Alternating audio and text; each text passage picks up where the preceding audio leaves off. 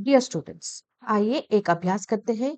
क्रिया रिलेटेड कर्म के आधार पर क्रिया के भेद बताएं।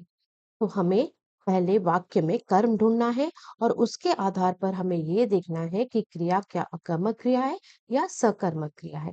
अब क्वेश्चन को पहले अच्छे से समझते हैं। कर्म के आधार पर कर्म क्या होता है? कर्म आपका वाक्य में ऑब्जेक्ट होता है। आपको पता है जब भी कोई वाक्य दिया जाता है तो कर्ता, क्रिया और कर्म ये मेन चीजें होती है। और कर्ता क्या है? जो कार्य को कर रहा है वाक्य में। क्रिया वो कार्य जो हो रही है।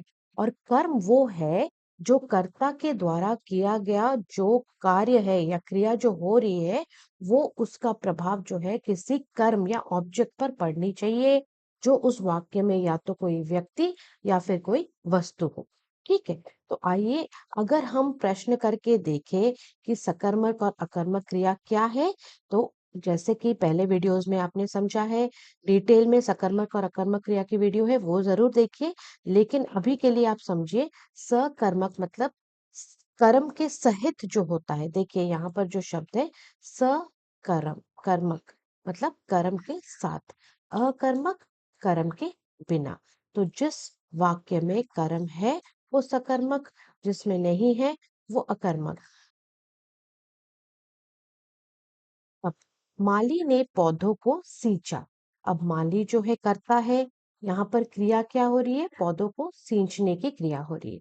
अब इस वाक्य में देखिए, जहां पर आपको सकर्मक और अकर्मक का ऑप्शन दिया जाता है कि आइडेंटिफाई ये क्रिया सकर्मक है या अकर्मक है, आप वाक्य में यह प्रश्न करेंगे कि ये जो माली ने पौधों को सींचा, इस वाक्य में क्या या किसको, या अगर आपको इसका कोई उत्तर मिल रहा है कि कर्ता द्वारा क्या किया जा रहा है, तो आपका ये सकर्मक क्रिया होगा।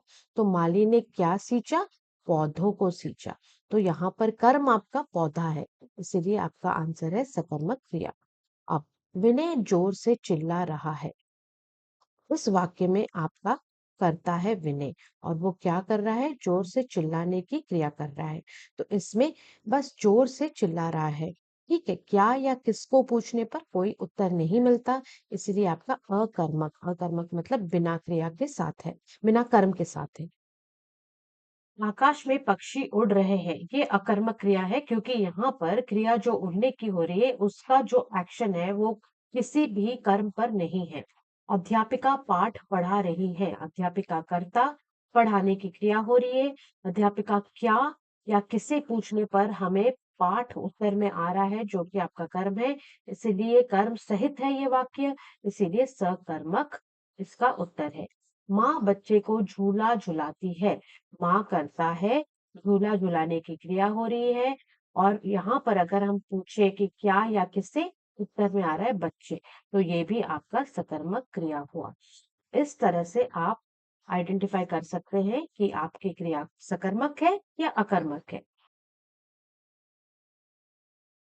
पहचान करने के लिए वाक्य में जो क्रिया है उसमें क्या या किसे लगाकर प्रश्न किया जाता है, और उत्तर मिलने पर क्रिया कर्मक होती है और उत्तर ना मिलने पर अकर्मक होती है। ठीक है। अब अभ्यास करेंगे, क्रिया पहचान कर उसके भेद लिखेंगे। बालक रो रहा है। बालक करता है, रोने की क्रिया हो रही है। तो क्योंकि कर्ता द्वारा ही कार्य किया जा रहा है, इसलिए यह है आपका अकर्मक क्रिया। माँ ने कई कविता लिखी, ये होगा कई, कई ने कई, माँ ने कई कविता लिखी। तो माँ करता है, कविता लिखने की क्रिया हो रही है।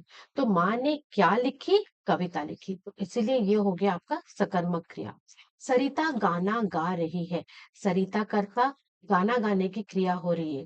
अगर हम प्रश्न करेंगे कि सरिता क्या गा रही है, उत्तर हमें गाना मिल रहा है, इसीलिए यह है आपका सकर्मक क्रिया। राजू ने कई किताब पढ़ी। अब राजू आपका करता है और किताब पढ़ने की क्रिया हो रही है। अगर हम प्रश्न करेंगे कि राजू क्या पढ़ी, और उत्तर में हमें आया किताब, जो कि कर्म है, इसलिए यह है आपका सकर्मक क्रिया। कबरी ने घास, ये कबरी नहीं है, बकरी है। बकरी ने घास खाई। अब बकरी करता, घास खाने की क्रिया हो रही है। प्रश्न करेंगे बकरी ने क्या खाया? घास खाया। तो घास आपका कर्म है, इसीलिए सकर्मक क्रिया। नौकरानी कपड़े धो रही है। नौकरानी आपका कर्ता है और कपड़े धोने की क्रिया हो रही है। नौकरानी क्या धो रही है? कपड़े। तो कर्म मिला हमें, इसीलिए सकर्मक क्रिया। दादाजी कमरे में सो रहे हैं। दादाजी आपके कर्ता है और सोने की क्रिया हो रही है। क्या दादाजी क्या सो रहे हैं? उत्तर नहीं आ रहा है। दादाजी किसे सो रहे हैं? नहीं, उत्तर आ रहा है। दादाजी कहाँ सो रहे हैं? कमरे में सो रहे हैं। उत्तर मिल रहा है, लेकिन हमें सिर्फ प्रश्न करना है क्या या किसे, इसलिए यह आपका अकर्मक क्रिया होगा। अब देखिए वाक्यों में कर्ता, कर्म और क्रिया पहचानना है, अलग करना है और क्रिया के भेद भी लिखने हैं। ठीक है, तो आइए करते हैं दूसरा प्रश्न। इस वाक्यों में इन वाक्यों में कर्ता सब्जेक्ट को ढूंढेंगे, कर्म को ढूंढेंगे, क्रिया को ढूंढेंगे और उसका भेद लिखेंगे कि क्या वो सकर्मक क्रिया है या अकर्मक क्रिया है। राम मिठाई खाता है। ठीक है, तो पहले हम आइडेंटिफाई करेंगे आपके कर्तास को।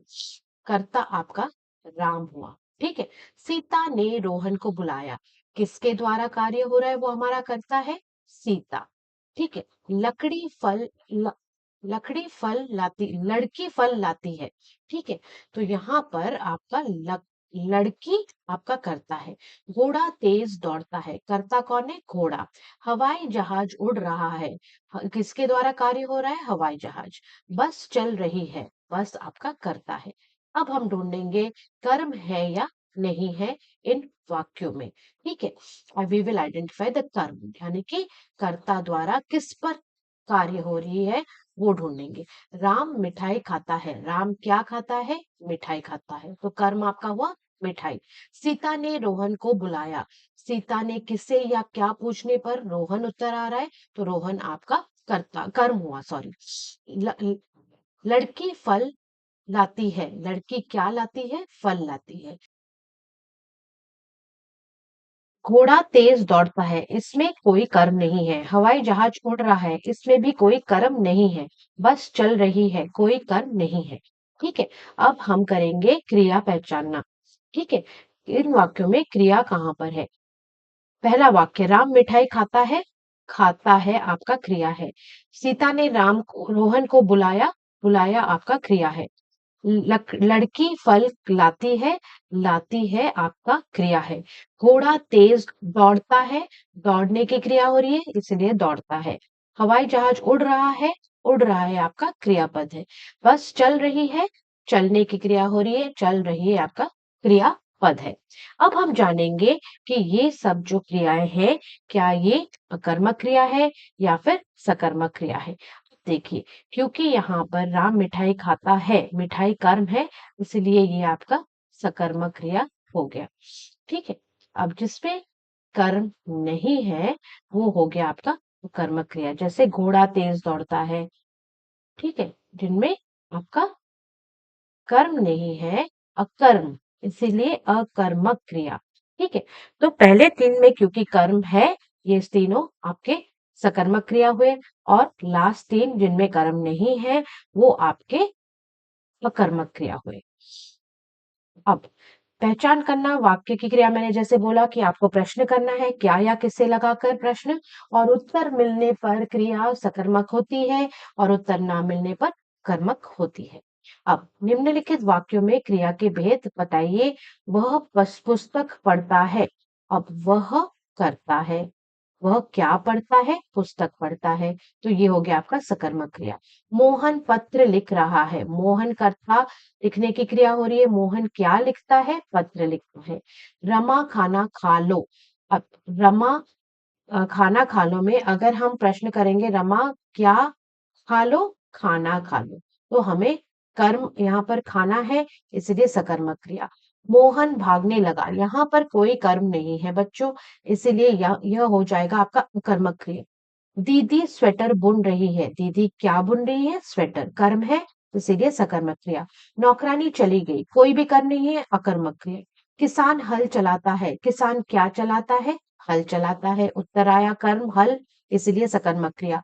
नौकरानी झाड़ू लगा रही है, नौकरानी क्या लगा रही है? झाड़ू लगा रही है, इसीलिए यह आपका हुआ कर्मक क्रिया, सकर्मक क्रिया। गेंदबाज गेंद फेंक रहा है, गेंदबाज क्या फेंक रहा है? गेंद, इसीलिए सकर्मक क्रिया। मोर नाचता है, अकर्मक क्रिया।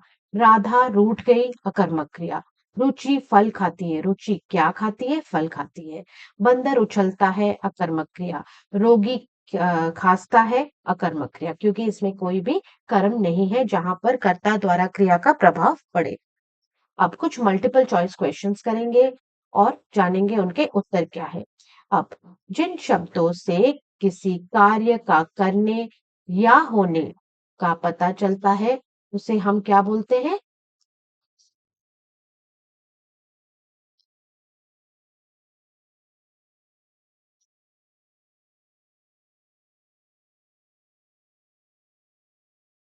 जिन शब्दों से किसी कार्य के करने या फिर होने का पता चलता है उसे हम क्रिया कहते हैं।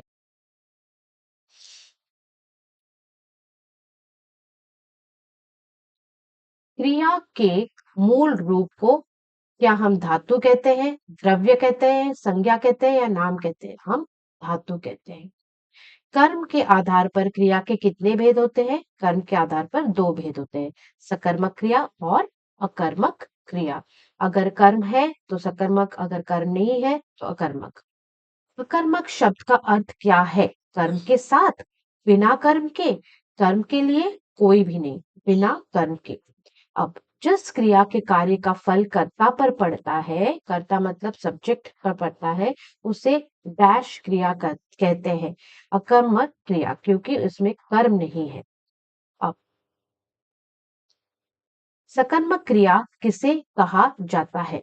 सकर्मक क्रिया जिस क्रिया के कार्य का फल कर्मों पर पड़ता है, सकर्मक मतलब कर्म के सहित, तो जिस कार्य का कर्म फल कर्मों पर पड़ता है।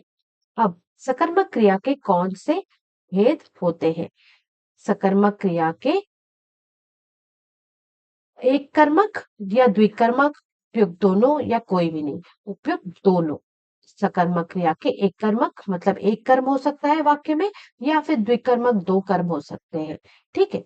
अब जिस क्रिया के साथ केवल एक कर्म होता है उसे एक कर्मक क्रिया कहते हैं। एक मतलब वन सिंगल, और कर्म मतलब ऑब्जेक्ट, तो जिसमें एक ऑब्जेक्ट हो, एक कर्म हो, उसे एक कर्मक क्रिया कहते हैं।